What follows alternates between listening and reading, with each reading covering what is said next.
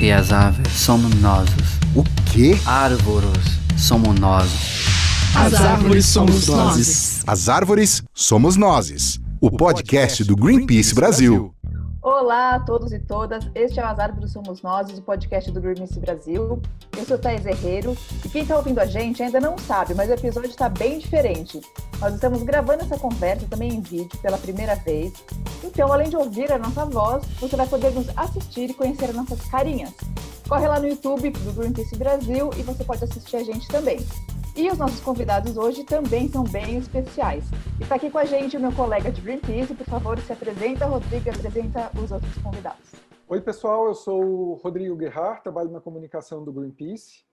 E hoje a gente está com a Camila Pitanga, que fez uma vilã que a gente normalmente precisa combater sempre em Aruanas, mas vai debater com a gente sobre a situação dos indígenas com a Nara Baré, que é a primeira mulher a coordenar a COIAB, a Coordenação das Organizações Indígenas da Amazônia Brasileira. Tudo bom, Nara?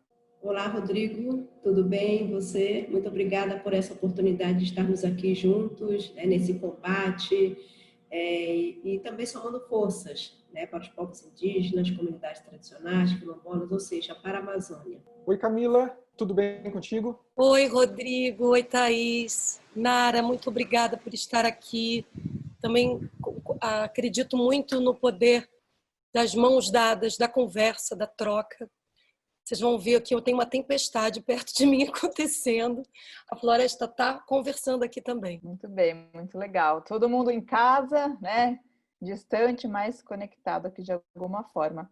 Bom, então hoje a gente vai bater um papo sobre direitos indígenas, sobre a Amazônia, coronavírus, inevitável não falar desse problema, sobre a série Aruanas e sobre uma iniciativa que você que nos ouve ou que nos vê pode apoiar para levar assistência para os povos indígenas nesse momento tão delicado.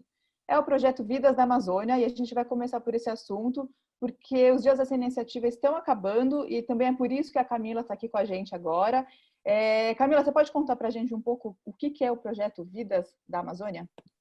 Bom, não sei se eu vou dar conta de tanta coisa, tantas ações, né? Mas eu entendo que uma assistência, um entendimento, né, de que da responsabilidade que nós podemos ter de prestar assistência médica, equipamentos, a gente está falando de artigos de higiene, a gente está falando de pessoas presentes para trazer que for de melhor do mundo branco para os povos indígenas. Não, exatamente.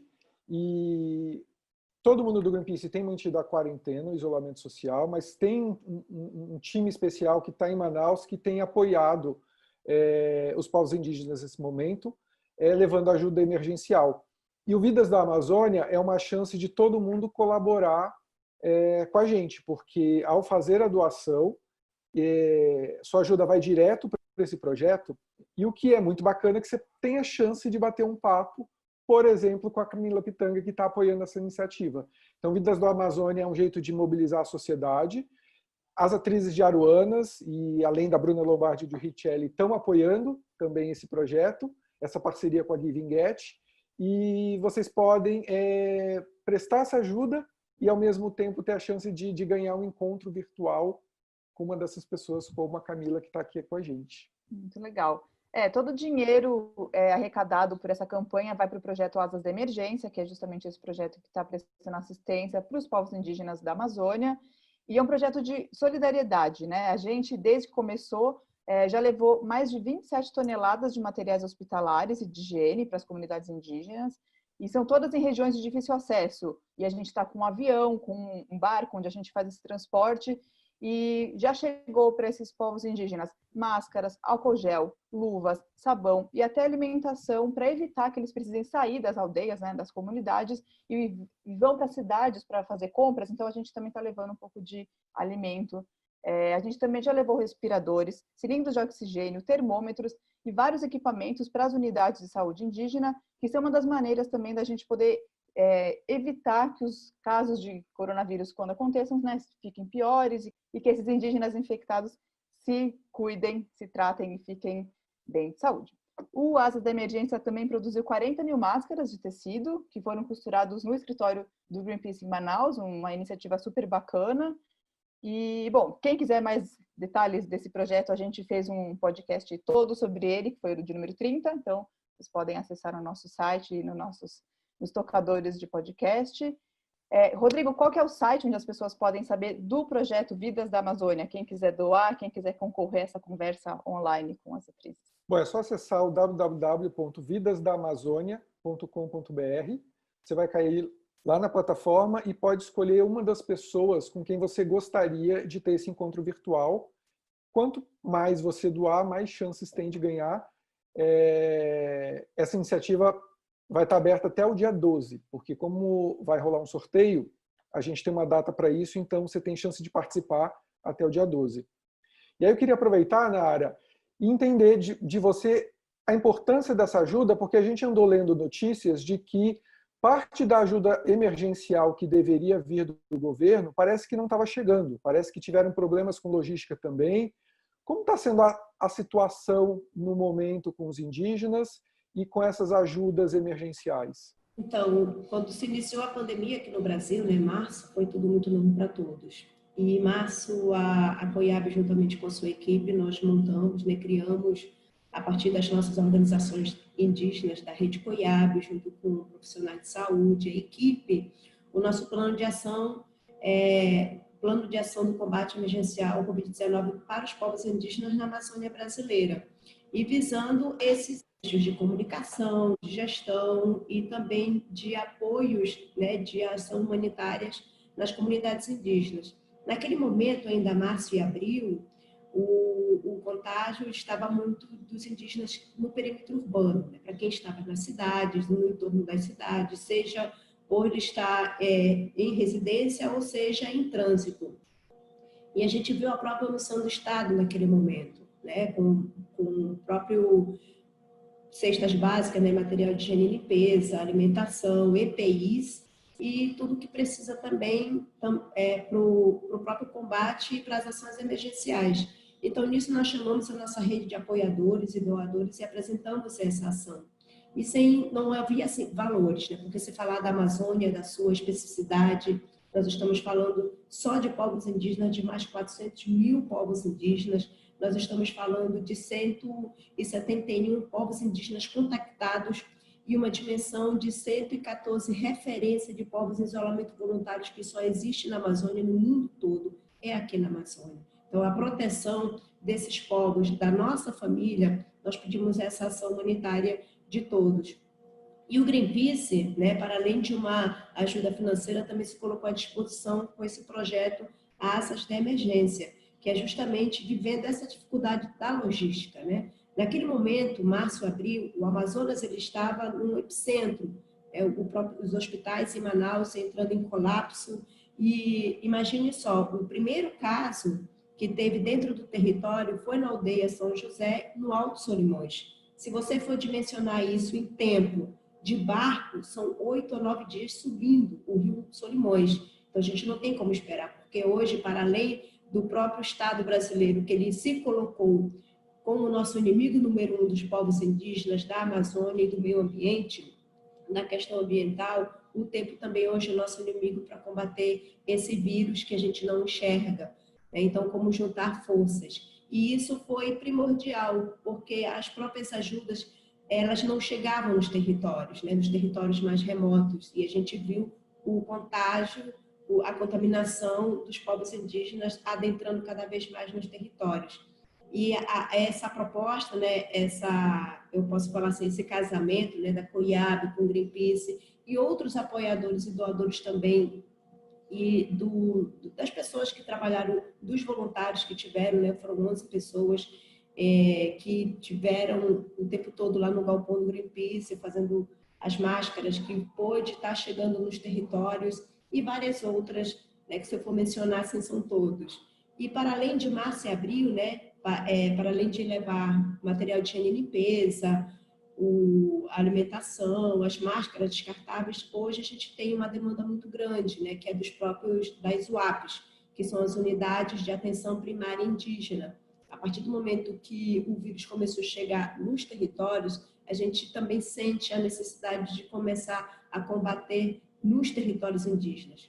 porque muitas lideranças que infelizmente foram contaminadas por esse vírus, e todo mundo sabe que ele tem um avanço muito grande dentro do nosso corpo, e historicamente que nós temos uma vulnerabilidade, nós estamos em um processo de vulnerabilidade para esse vírus, né? Então ele ataca o pulmão, pela parte da manhã você está com um quadro e à tarde ele piora. E essas lideranças que precisaram sair dos seus territórios para os municípios mais próximos e pelos municípios estar carente, não ter infraestrutura adequada de respiradores, né, serem removidos para os centros, para as capitais de cada estado, 90% dessas lideranças elas vieram a óbitos. E, infelizmente, é muito, muito doloroso, sabe, para a gente, porque muitos que vieram para as cidades, eles não sobreviveram por não ter o próprio acesso adequado para os respiradores, para as UTIs, vieram a óbitos, e a gente veio sofrendo um outro massacre, né? Que foi da gente não ter o direito da gente estar fazendo a despedida dos nossos rituais fúnebres e eles não terem retornando para casa. Então, a gente não quer perder mais ninguém. A gente não quer que as nossas lideranças, os nossos homens, as nossas mulheres, os nossos anciões saiam das suas casas, dos seus territórios, para morrer na cidade sem o direito de voltar para casa. Nós queremos eles de volta. Então, alguns nós conseguimos com que eles retornassem seguindo todo o protocolo da Organização Mundial de Saúde, os protocolos da vigilância epidemiológica, mas muitos a gente não conseguiu, nós não tivemos o direito de nos despedir. Então, eu queria que você explicasse, que eu acho que tem muita gente que não sabe que sentido, assim, claro, se para nós, na nossa cultura branca, a questão emocional de você se despedir, eu pelo que sei, tem um sentido mais de honra, de que tipo de conexão, do que você está falando, e que tipo de ritual também se faz na hora de se despedir dos entes que partem. Nós falamos, nós somos povos originários dessa terra. E esse nome povos, ele traz para alguns, né, para algumas pessoas, essa palavrinha povos, ela acaba tendo um significado também de poder, e que para a gente não é poder, é uma essência nossa e que incomoda, como o próprio ex-ministro da Educação colocou, né, que ele odeia os povos, essa nomenclatura povos. Então, nós somos povos indígenas e na Amazônia, 171 povos indígenas, cada um tem a sua própria especificidade, né, a sua cultura e seu modo tradicional de estar fazendo essas despedidas fúnebres, né? Então, para a gente é muito difícil fazer com que a gente não tenha, né, um contato, não veja esse momento de passagem, essa passagem do nosso espírito, né, uma passagem espiritual do corpo que está aqui, para retornar à nossa casa, que é a natureza, que é o nosso território. Então, essa conectividade dos povos indígenas com o seu território, ele é muito grande. Não há um meio, nós somos um só. Então, muitos quando falam que nós somos guardiões da floresta, né? Nós não somos os guardiões da floresta, nós somos a floresta.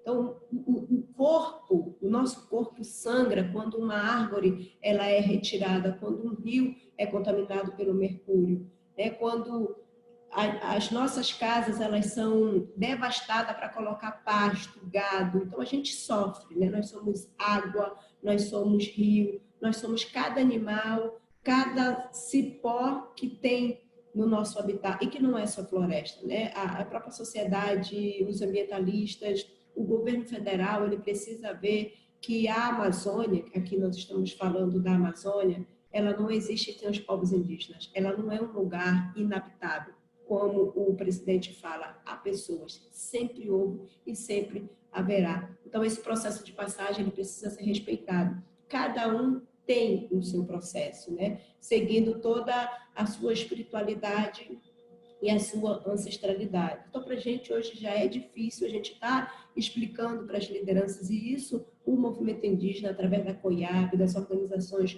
locais, da articulação dos povos indígenas do Brasil, a gente passa essas informações para as lideranças, de que esse vírus ele é perigoso, né? Ele mata de uma forma que a gente avassaladora. Hoje a gente consegue, eu pelo menos consigo falar sem me emocionar muito, mas isso mexe com o nosso sentimento, né? Mexe com o nosso emocional, ele mexe com tudo, porque a cada minuto a gente recebe ligações das lideranças dos territórios sobre uma perda muito grande para a gente. Então, a gente sempre menciona que não é só uma gripezinha, que é necessário a gente estar se adequando também e ouvindo, né, os cariúas, caraiuá, como cada povo fala, do que é importante para que esse vírus não massacre, não tenha um novo genocídio dos povos indígenas. Então, a gente, quando traz, por exemplo, a própria menção, na Amazônia nós temos 114 referências de povos isolados, e por que para vocês eles se isolam? A gente são povos autônomos, eles não querem um contato com com o lado ocidental, com a civilização, né, justamente como uma forma de proteção. E hoje a gente precisa novamente voltar na nossa ancestralidade como era antes. E quando chega uma doença, todo mundo vai para onde? Nós vamos para o meio da mata, né, se proteger, utilizar das nossas medicinas tradicionais. Então, isso é importante, né? Então, hoje vocês estão vivendo o que a gente já viveu há muito tempo e que povos hoje ainda vivem sobre esse isolamento social, de se isolar de uma forma de proteção, para se proteger, né, do inimigo. E o inimigo hoje, para além do vírus, é o próprio governo, que a gente também vai conversar um pouco mais, né, que eu quero que a Camille fale, que é justamente os povos indígenas, nós sempre fomos ameaçados, nunca foi fácil. Então, a partir de 2018, outubro de 2018, o presidente Jair Bolsonaro, que até então ele era somente candidato, ele colocou como pauta número 1 que se eleito fosse, não demarcaria 1 centímetro de terras indígenas. Então, tudo que o governo está fazendo hoje é promessa de campanha, e de uma forma assim, para eles, né, muito transparente, e que para nós que estamos sofrendo com invasões, com desmatamento, com queimadas, ele não vem falando nada do que ele não prometeu, né? Então, para nós que somos ambientalistas, né, que somos indígenas, que somos de todas as classes e todas as esferas e segmentos, a gente vê que, para além da pandemia que a gente vem aqui enfrentando, pela omissão do Estado, a gente vem enfrentando cada vez mais porque aumentou o aumento do desmatamento na Amazônia e a própria questão da invasão dos territórios. Então, são lutas que elas não amenizam nem em momentos de pandemia, muito pelo contrário, elas aumentaram. Então, Nara, eu queria aproveitar que você citou o desmatamento. Dias atrás saíram os dados mostrando que junho foi o mês recorde em números de focos de desmatamento na Amazônia. Foi o maior número em 13 anos. E a gente sabe que a gente está entrando agora na temporada onde existe realmente mais desmatamento. Sempre é a época seca na Amazônia, quando os desmatadores ilegais aproveitam para botar fogo na floresta de forma criminosa. Você acha que essas queimadas podem agravar ainda mais esse quadro de coronavírus que está chegando nos povos indígenas? Como que isso afeta, né? Se afeta de alguma forma? A partir de agora pode ser que piore? O que você acha? Bom, nós não achamos, a gente tem certeza, né? Nós estamos aqui vivendo no meio dessa pandemia com um aumento absurdo dos territórios indígenas sendo invadidos por madeireiros, por grileiros, por garimpeiros, por missionários que tentam ainda também salvar nossas almas, né? Primeiro, e é muito difícil. A gente, desde março, quando nós entramos nesse processo de pandemia, uma das ações que nós solicitamos do governo federal como ação imediata do combate ao Covid-19 foi a retirada imediata de todos os invasores dos territórios e do entorno dos territórios. E o que a gente percebe e sente de março até hoje, que só aumentou. Aumentou o nível de desmatamento. Agora, sempre nesse período, eles usam, né, esses criminosos usam essa situação do clima, né, como um clima seco, que é propício para as queimadas, para poder também fazer as queimadas como nós vivenciamos o ano passado. E é importante ter essa live e a participação da Camila Pitanga, né, que a gente colocou o ano passado, que nós estávamos sentindo, fizemos todas o processo, fizemos todas as retiradas, fizemos também denúncias relacionadas aos casos de queimadas que estavam acontecendo na Amazônia no ano passado, de 2018, mas os povos indígenas, o movimento indígena, a COIAB, ela só foi ouvida depois que São Paulo escureceu. Foi necessário São Paulo escurecer, para poder, não só o mundo todo, mas para nós brasileiros, olharmos o que estava acontecendo aqui dentro da nossa casa. Então, acredito que é importante a gente ter um pouco mais dessa cumplicidade. E o Covid-19, ele traz isso para a gente, vendo que o que afeta, o que a gente sempre vem falando, o que afeta os povos indígenas, o que afeta a Amazônia, afeta não só a nós, mas afeta diretamente cada um de vocês aí nas suas casas. Afeta o clima, afeta a água que vocês bebem, a água potável, afeta a alimentação. Então, quando ano passado, depois disso, nós tivemos uma jornada na Europa com o nome Sangue Indígena Nenhuma Gota Mais, foi para trazer esse alarme que estava sendo difícil a gente ser ouvido aqui no Brasil, na Europa, porque a Europa são um dos continentes que mais exporta daqui do Brasil. Eles importam para cá agrotóxicos e importam daqui soja para virar ração de peixes, ração de porco, ração de gado, ou seja, para os animais.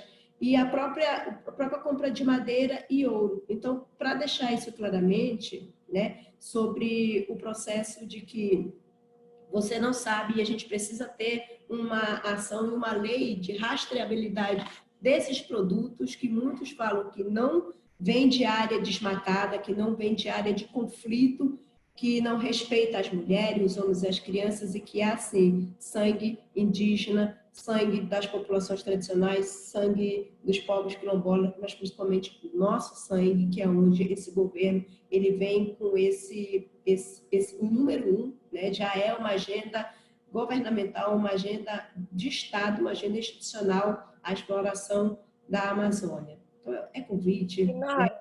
Eu estava falando das queimadas, e desse uso que o governo tem feito dessa temporada, como se isso fosse uma coisa do acaso, quando a gente sabe que está tendo um desmonte de todas as instituições que deveriam fiscalizar, que poderiam proteger a floresta. Mas tem um dado que eu não sei, que a gente, por mais que a gente tem que repetir, é que a gente está chegando perto do ponto de não retorno.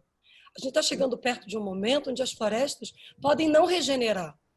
Mesmo que a gente corra atrás, isso é muito grave. Quando a gente fala de sobrevivência, quando a gente fala dos sinais que a gente está recebendo, de toda uma ciência que a gente já sabe de controle, assim, a gente está mais do que no limite, do que... Me corrija se eu estiver errada, Nara, por favor, porque a gente está falando dessa relação, o mundo é todo interligado, a natureza, o que acontece na floresta amazônica, quando a gente vê aquele apagão, aquele dia virar noite, é totalmente conectado com o que está acontecendo na floresta amazônica. Todo o derretimento, o aquecimento, superaquecimento, é uma conexão só. Cabe a nós não sermos omissos, cabe a nós não ficarmos passivos diante do que está acontecendo. E isso que você estava falando a respeito de um projeto de Estado, a gente vê quase que um...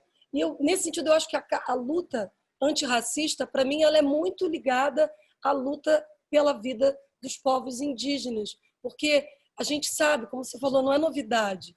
O Bolsonaro falou isso ao longo da vida inteira dele, o desprezo que ele tem pelos povos indígenas, o desprezo que ele tem pelas comunidades quilombolas, pela petitude. Está ventando a beça aqui. Vamos nós ficarmos passivos, a gente vai ficar como na história?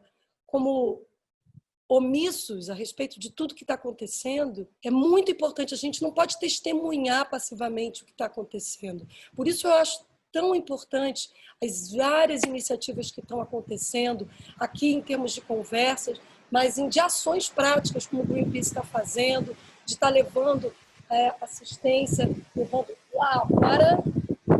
Estou com medo até do computador voasse, Nara. Essa é a conexão, Camila. É a força Essa da é natureza. a conexão, exatamente.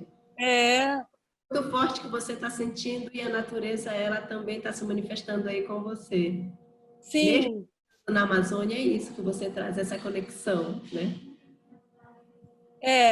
Eu acho que eu tô aqui, ó, com o Davi Copenaua. Eu tô no meio desse livro e está sendo, assim como o livro da Ana Maria Gonçalves foi super importante para eu entender né, esse período da colonização a respeito da escravatura preta. Para mim está sendo muito importante estar entendendo primeiro essa conexão tão rica, essa pureza, essa troca. Eu acredito muito nessa conexão, nessa intimidade que nós podemos ter com a natureza e que eu estou aqui babando, te ouvindo com a sua sabedoria. Você tem tanta coisa a se escutar, tanto a gente aprender, né? Essa ideia de convivência, né? Eu estava conversando antes da gente começar aqui, conversa que eu acho que muito dessa mentalidade que o Bolsonaro vocaciona, fala, defende, né, que tem a ver com preconceito, né, com um projeto mesmo de limpeza étnica, eu coloco dessa maneira. A gente não pode se acostumar, você falou até em genocídio. Genocídio não é uma palavra que a gente pode passar batido, mas se a gente deixar a floresta queimar, se a gente deixar as terras indígenas serem invadidas do jeito que estão sendo invadidas pelas mineradoras, pelos grileiros. A gente está falando de morte, de pessoas. A gente está falando de um projeto que não se inicia só com o Bolsonaro. Isso tem a ver com, lá atrás, com essa ideia, com esse mito fundador que a gente tem de como se o Brasil, se essa terra, que depois a gente chamou de Brasil, iniciasse um mundo quando... Desculpa, me emociona tudo isso que a gente está conversando. Quando os portugueses chegaram aqui, existiam uma civilização aqui. A gente está falando de quantas línguas já existiam, Então, esse genocídio constante que a gente vem vindo. Você falou eram 80 milhões de pessoas presentes aqui, acho que antropólogos falam olha esse tipo de número. E enquanto que se reduziu de número de pessoas, de remanescentes indígenas, é radical, é uma queda. Vocês já lutaram, já viveram, resistiram muitas pandemias. Não é essa ideia de guerra, a gente fala da guerra contra o Covid, mas o povo indígena está em guerra a vida inteira. E cabe a nós, povo branco, dar as mãos, cabe a nós não ser omisso sobre o que está acontecendo. Eu tenho o maior respeito, é muito importante a gente te ouvir, Nara. Muito importante a gente ouvir Ailton Krenak, é muito importante a gente ouvir Davi Copenaua, Sônia Guajajara e tantas lideranças que têm uma sabedoria, um conhecimento dessa terra muito maior do que a nossa, de convivência. E nós, povo branco, está aí destruindo, desmatando, assoreando o rio, poluindo a água. Quando a gente fala do ponto de não retorno, que a gente ainda não chegou, ou seja, a gente tem a possibilidade de construir esse futuro agora. E eu não vejo outra forma que não seja ouvindo Nara, ouvindo o que está acontecendo, se engajando, fazendo ações práticas. Pode ser por um clique, pode ser você se agenciando a uma ONG, a um trabalho que está acontecendo lá na floresta amazônica, pode ser ecoando informação, pode ser compartilhando ideias. Essas ideias, toda uma ancestralidade, toda uma inteligência, toda uma sabedoria que está aí disponível. A gente está aqui conectado, a gente tem que aproveitar mais essa conexão, sabe? E fazer da indignação uma ação prática. E Camila, só comentar, mas tem um aspecto que eu acho muito importante, que foi uma contribuição muito grande da sua personagem Aruanas, que vocês mencionaram o papel do Estado e desse governo de endereçar essas questões. Mas a sua personagem revela os interesses escusos que agem nas sombras, que, na verdade, não é simplesmente um descaso ou que o governo não tem condições de fazer. Deliberadamente, ele não quer fazer porque ele está atendendo interesses de outros grupos. E acho que a sua personagem Aruanas, que faz uma lobista, né, que mostra total desprezo e talvez falta de empatia com o que aconteça lá na região, representa o que a gente tem hoje dentro do Congresso. E eu acho que mostra claramente para a sociedade que, por mais que a gente tenha que enfrentar a luta no campo, dentro da floresta, tem uma luta a ser travada nas salas do poder que tem um impacto gigantesco, né, para muitas pessoas, atinge muitas vidas, às vezes com uma simples canetada. E eu acho que o seu personagem trouxe muito isso, de que a gente não pode abrir mão também de fazer um debate e uma luta política, né? Não, é fundamental tudo isso que você está falando. A Olga, ela é representante do capital. Ela é uma lobista que faz justamente a ponte entre esses interesses, às vezes transnacionais, interesses que não se fecham só no capital brasileiro, mas muitas vezes capital internacional, né? E imiscuída nas instituições. O poder da canetada, o poder da gente cobrar do Congresso ações afirmativas, ações de proteção à floresta, elas porque a gente vê, a Olga é isso, ela é essa pessoa que faz a ponte. Ela faz a ponte entre o capital e o Congresso. O lobista é essa pessoa que aproveita das suas relações de poder, de interferência, de contato, para criar, digamos, municiar pessoas que têm o poder decisório, a caneta na mão, que podem promover leis, que podem promover mudanças estruturantes das regras do jogo, né? Ela trabalha fazendo essa ponte. Cabe a nós, sociedade civil, sermos o lobista dos nossos desejos, do país que a gente acredita. Seja o lobista do bem, que existem também lobistas de ONGs. É importante dizer que a gente tem essa palavra lobista, ficou demonizada, só como conectado à corrupção, mas existem muitas pessoas, muitas lideranças interessantíssimas, né? A Maria Farinha, que promoveu, que criou a Aruanas, né? Isso é muito interessante, essa história eu acho muito bonita, porque quem escreveu a série não escreveu com o mérito propósito de entreter. Sim, a gente queria entreter, mas com uma missão política, de fazer chegar ao grande público o ativismo ambiental, como essas forças operam, individualizar em seres humanos, porque são os nossos verdadeiros heróis. E dentro dessas lideranças que ou vão estar na Terra, tem, como é a personagem da Verônica, pessoas que fazem essa ponte do bem, que vão lá conversar com os deputados, os congressistas, com os senadores, instruí-los de mecanismos possíveis para que a gente possa defender um bem comum. Porque eu acho que o que a Nara quer, o que nós queremos, o que o Greenpeace quer, a convivência, o bem viver, isso é possível. Mas isso só é possível se a gente tem regras do jogo estabelecidas para cuidar de todos. Do jeito que a coisa está, a gente está vendo a bancada da bala, a bancada da Bíblia reinando e a bancada do desmando, assim, um ministro do meio ambiente que é contra o meio ambiente.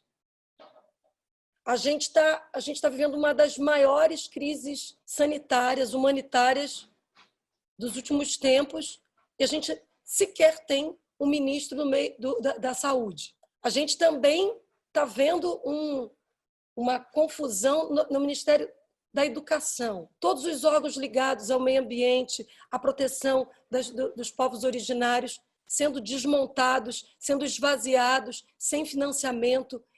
É um projeto. Cabe a nós, sociedade civil, se impor a esse projeto. E existe, a nossa democracia, ela é frágil, mas ainda a gente tem que fazer valer essas instituições que existem. Então, acho que primeiro, se conectar, conversar, ouvir, trocar ideia e, dentro do seu campo de ação, fazer valer a nossa voz. a voz do futuro que a gente quer, um futuro de convivência, um futuro que é esse que os povos originários nos dão baile, que é de respeito, de convivência, de liberdade.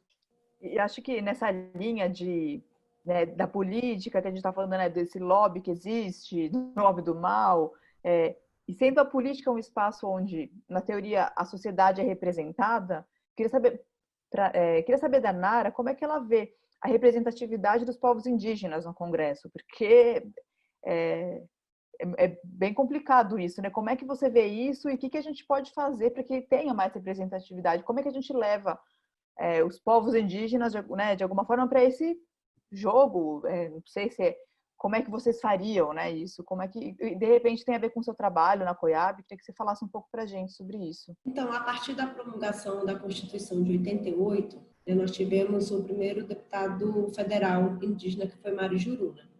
30 anos após a promulgação e também de termos o nosso primeiro deputado indígena, nós temos uma deputada, né, mulher, da área do direito, lutadora também, guerreira, que é Joênia Wapichana. Então, foram 30 anos de caminhada no processo político, que o movimento indígena ele não tem partido político, né? Nós somos apartidário. Qual é a nossa luta?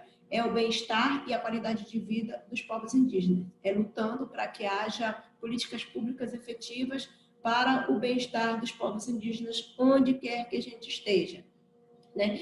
E de ter a própria representatividade, nós contamos com alguns apoiadores de outros viés de partidos, né? Mas hoje nós temos a deputada Joênia Wapichana, que foi uma luta onde, a partir do acampamento Terra Livre de 2016, nós levamos isso, né? O acampamento Terra Livre, ele acontecia, né, todos os anos no mês de abril, como uma grande assembleia dos povos indígenas em Brasília, justamente para se ter esse diálogo com os três poderes, executivo, legislativo e judiciário, em Brasília.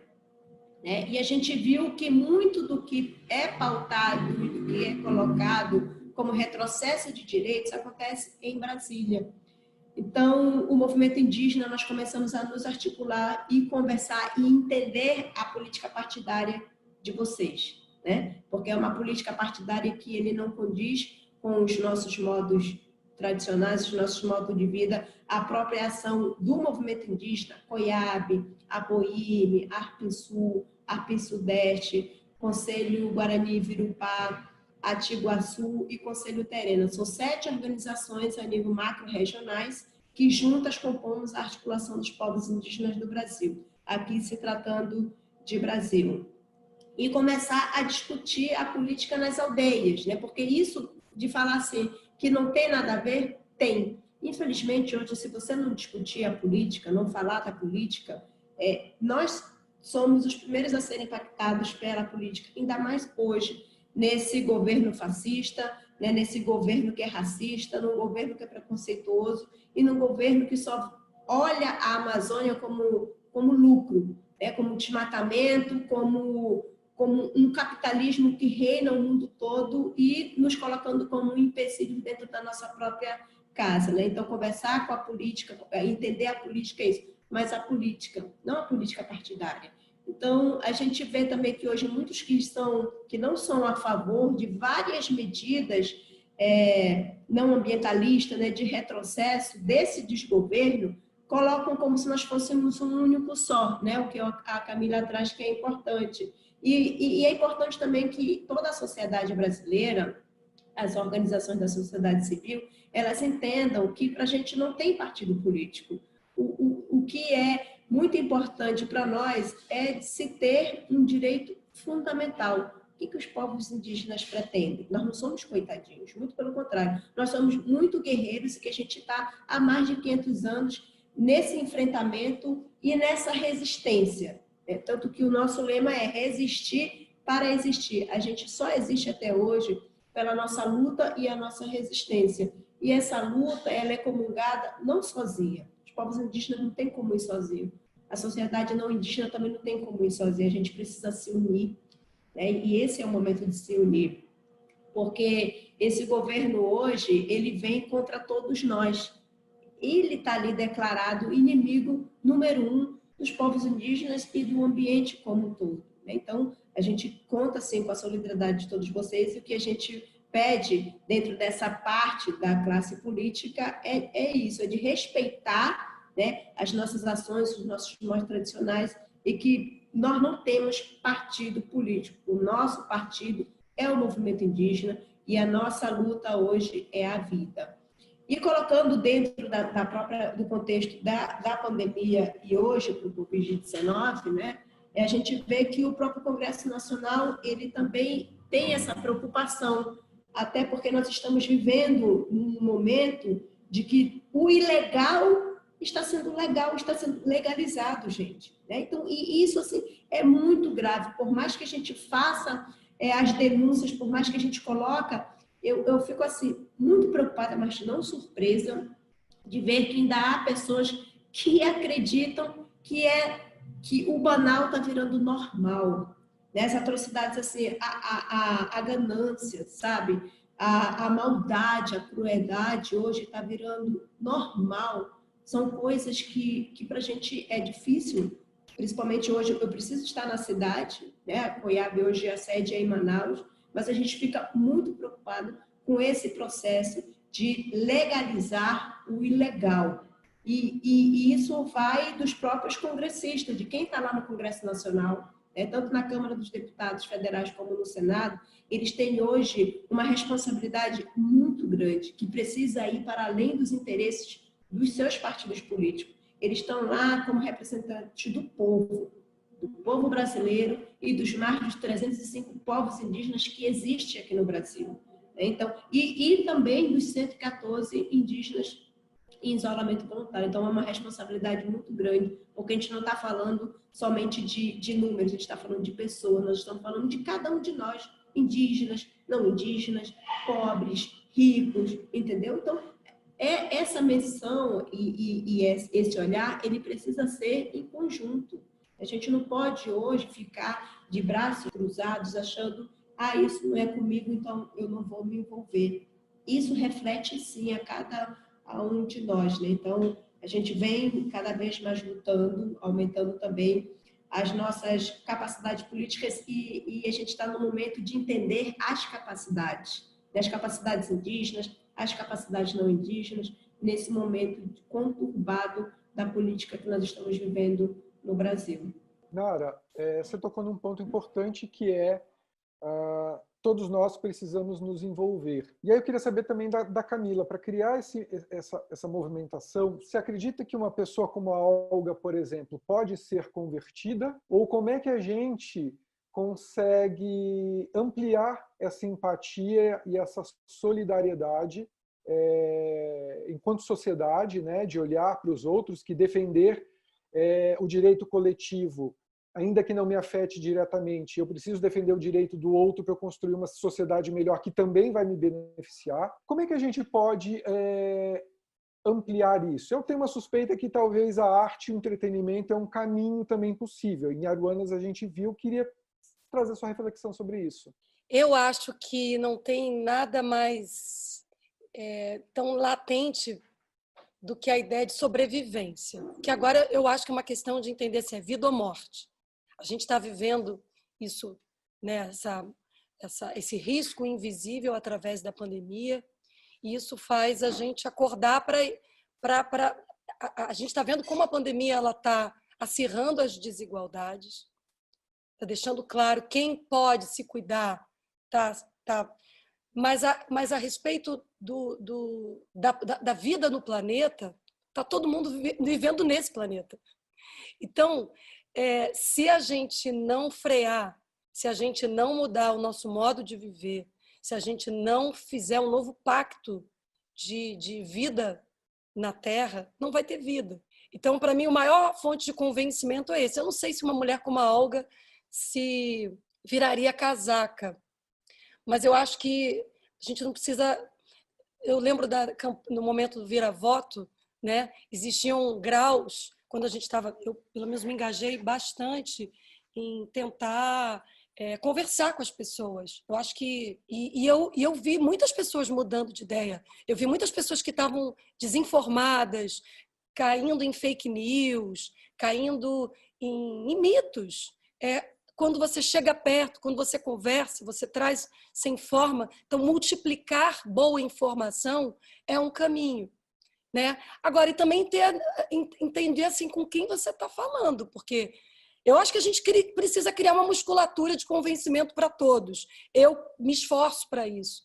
Mas tem que ver quem está mais molinho, quem está mais suscetível, quem está mais... Tem um tipo de escuta para a gente não perder tanto tempo, não morrer na praia, convencendo aquele que está apegado a determinadas ideias, para falar com alguém que está mais sem saber, está mais perdido. Eu vejo muitas pessoas perdidas nesse mundo de informações. Então, se informar, se municiar de boa informação e chegar, sabe, primeiro na sua família, sabe, trocar ideia, eu acho que é uma forma. Tem uma frase que eu diria que seria o leitmotiv, assim, que o Ailton Krenak, eu vi ele falando, o futuro é aqui e agora. Pode não haver o ano que vem. Então, se a gente não colocar essa urgência dentro da gente, para a gente tomar atitudes, tem essas de conversa, de convencimento, mas também não gasta tempo em quem não quer escutar. Não adianta, né? Eu diria que seria um pouco por aí. Muito bom. Poxa, e você Camila, tocou, não, só complementando, Rodrigo, sim, do papel da cultura, né? O papel de afetar, de comover, de chegar. Isso não está só com os artistas, viu? Eu acho que por exemplo, ler um livro como A Queda do Céu, né? Procurar nas internets da vida a Nara, o que a Nara está dizendo por aí? O que a Ailton Krenak está dizendo por aí? Né? Colar em vozes, em lideranças, ativistas a respeito do meio ambiente é uma maneira de capilarizar esses conhecimentos. Também é papel da cultura, no sentido de, claro, de comover. Acho que a Aruanas ela presta um serviço incrível, porque a Aruanas conseguiu fazer um diálogo entre algo que é uma missão política, de informação, mas, ao mesmo tempo, tocar nas pessoas, né? Trazer para o ponto de vista mais humano. Porque, às vezes, quando eu sinto que muita gente, quando não se sente muito apartado dessas lutas, quando não é verdade. Eu acho que a causa, a luta dos povos originários, a luta antirracista está misturada, é da sociedade, é de todos nós. Mas eu acho que quando você faz isso aparecer no indivíduo, né, na trajetória humana e na errância, nas dificuldades, eu acho que isso faz com que não fique tese, não fique como uma coisa de número. Embora a gente não possa esquecer, são mais 60 mil pessoas mortas pela pandemia. É um número que não pode ser abstrato. Por isso que trazer para o humano, por isso que quando a gente conta a história das pessoas que morreram, quando a gente traz para a pessoalidade, a gente não naturaliza esses números como uma coisa abstrata, como uma coisa... fica concreto, toca no corpo, toca na alma. E eu acho que isso é um papel de todos nós. Muito bem, adorei. Gente, infelizmente, nosso tempo está estourado. A gente precisa partir para as falas finais. Eu adorei essa conversa, eu acho que foi muito rica. Acho que sempre é bom trazer pessoas de mundos diferentes, né, de trabalhos, de atuações diferentes, porque a gente sempre aprende muito. Eu aprendo muito sempre que eu sento para gravar o podcast. Então, eu queria pedir para vocês fazerem uma fala final, começando pela Nara, e aí a gente já encaminha para o final. Então, Thaís, Rodrigo, né, Camila, obrigada por estar conosco hoje, compartilhando essa troca não só troca de experiências, mas de vivências, né, e de mostrar a todos, dar essa oportunidade de mostrar a todos que, independente do local onde a gente esteja, de raça, cor, religião, de partido político, nós não temos diferenças, né? Nós temos qualidades, nós temos especificidades, que é diferente, né? E que a gente traz aqui esse alerta a toda a sociedade brasileira, ao próprio poder público, né, que faça algo em prol de todos os cidadãos, sem distinção de raça, cor, religião. É importante isso, né, que para ajudar também os povos indígenas do Brasil, para ajudar os povos indígenas da Amazônia, vocês precisam também estar dialogando conosco. É sempre importante ter a participação dos povos indígenas, né? Sempre vem colocando que tudo que é feito para os povos indígenas sem a participação dos povos indígenas não dá certo, justamente para entender essa especificidade. Então, sigam as páginas das nossas redes sociais, né? COIAB Amazônia, lá tem todas as informações, nós temos muitas iniciativas próprias dos povos indígenas, das organizações locais para esse processo de pandemia, e que a ajuda que a gente pede não é só ajuda financeira, mas é uma ajuda humanitária para cada um também ser esse porta-voz do que está acontecendo conosco, o que está acontecendo no Brasil. É que a gente não possa entrar nesse jogo de média, sabe, de coisinhas pequenas, que a gente possa estar fazendo junto coisas muito maiores, né? Nós temos uma campanha, né, pela vida dos povos indígenas, apoie. Então, cada um que possa estar fazendo esse apoio à COIAB, às suas redes locais, a esse processo que é importante do Asas de Emergência, que vem nos apoiando via aérea, via fluvial e agora também via terrestre, porque algumas regiões como Rondônia, Maranhão, o material ele chega rápido se for por terra. Então, é no ar, é na terra, é no mar, é nas águas, em todos os lugares a gente precisa estar junto. Então, quero assim agradecer do fundo do coração, estamos juntos e no que a gente puder ajudar, podem contar com a COIAB, com a sua rede de organizações indígenas e queremos também muito contar com o apoio de vocês. Obrigada, Nara. Camila, palavras finais. Nara Baré, muito obrigada por sua lucidez, sua tenacidade. Saiba que a sua luta é minha luta. Eu tomo, assim, entregue a vocês o que vocês precisarem. Fico muito, muito comovida, porque com tudo que você está vivendo, na pele, no corpo, você está aí, tenaz, conversando, falando, trazendo, iluminando a gente da sua sabedoria. Então, o meu agradecimento a toda essa história, a toda a sua ancestralidade, e quero muito que a gente possa construir, e acho e acredito que seja possível a gente construir o futuro que a gente quer, né? Se tem uma coisa que, com toda a dor que a gente está vivendo a respeito da pandemia, mas a pandemia mostrou que dá para desacelerar, a pandemia mostrou que dá para parar. A gente tinha uma falácia, né, de que não pode parar em nome do desenvolvimento econômico, em nome do progresso, desse progresso que é bem discutível. A gente tinha essa ideia de que não tinha como parar, que era uma máquina que não tinha como parar. A gente teve que parar. E com isso, a gente pôde ver as estrelas no céu, com isso a gente pôde ver golfinho nadando na Baía de Guanabara, com isso a gente pôde... Isso é possível. A nossa ação humana ainda está em movimento, a gente está vivo para poder se transformar. Então, com esse, eu espero que esse seja o legado dessa tragédia que a gente está vivendo, que o legado da pandemia seja a gente fazer um ponto de inflexão, de mudança sobre as nossas atitudes, sobre a nossa capacidade de escuta, sobre a nossa capacidade de mobilização. Então, eu quero agradecer a vocês, Rodrigo, Thaís, ao Greenpeace pelo trabalho de longa vida que vocês vêm fazendo, mas especificamente agora com Asas de Emergência, levando contato, levando assistência, uma assistência que deveria ser da responsabilidade desse governo. É um absurdo que ainda é necessário que a gente, sociedade civil, tenha que fazer. A gente tem sempre que fazer, né? Mas poderia ser em comunhão, né, com o governo, com as instituições, deveria ser irmanados por um sentimento comum de bem-querer, de boa fé, de boa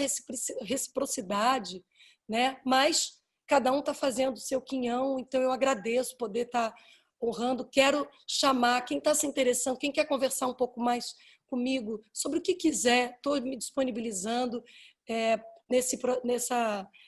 ideia de quem puder contribuir, pagar para ser sorteado por essa conversa. Eu acho que essa conversa seria mais bonita com a Nara Baré. Eu acho, mas eu, com a minha história, com as minhas vivências, seja a vivência que eu tive em Aruanas, seja a vivência de vida, de troca. Eu acho que o que eu desejo nesse Zoom, nesse encontro, que está sendo uma maneira da gente chamar atenção para poder honrar e somar na luta que o Greenpeace está fazendo para prestar essa ajuda emergencial aos povos originários, mas é de troca, viu? Eu vou estar aberta para o que a gente tem, para uma conversa, para trocar ideia. E acho que a gente precisa. O Brasil, mais do que nunca, precisa de troca, de comunhão, de irmanamento, a gente se entender como uma coisa só. Essa briga, essa disputa de ódio não está ajudando ninguém. Essa disputa de ódio, que quem fala mais alto não está ajudando ninguém. Então, se a gente está vendo que é possível desacelerar, isso que seja para a gente transformar e construir o Brasil que a gente quer. Eu acredito nisso. Acho que Nara Baré está aqui, toda a luta, toda a ancestralidade de Nara Baré, toda da minha ancestralidade, que eu sou filha de Antônio Pitanga, eu sou enteada de Benedita da Silva, é isso, é resistência. São pessoas que entenderam que se ficar sentado, o mundo não se transforma. É na ação, é nessa resistência. Então eu estou aqui como formiguinha, me disponibilizando a vocês do Greenpeace, a você, Nara Baré, a sua comunidade, como formiguinha que sou, que me sinto nesse planeta, para a gente transformar, fazer algo muito mais bonito, muito mais... A natureza ela mostra para a gente, através do vento, através das estrelas, a pungência, a vida. Existe muita vida ainda nesse planeta, mas a gente precisa regar. A gente precisa, pelo menos, parar de destruir. Se a gente parar de destruir e cuidar, arar a terra através das relações humanas, eu acho que eu acredito mesmo que a gente possa fazer a diferença. Muito obrigada.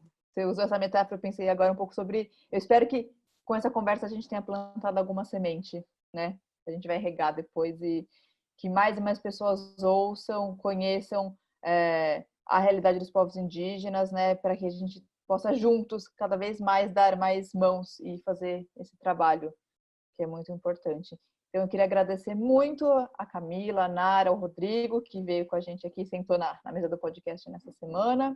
O episódio fica por aqui. Muito obrigada a todo mundo que ouviu a gente e que viu a gente, né, pela primeira vez. Você também pode mandar uma mensagem para a gente ler aqui no próximo episódio. É só enviar para social.br@greenpeace.org ou deixar um comentário também no nosso blog, nas nossas redes sociais. A gente sempre gosta de ouvir o que o pessoal acha do podcast.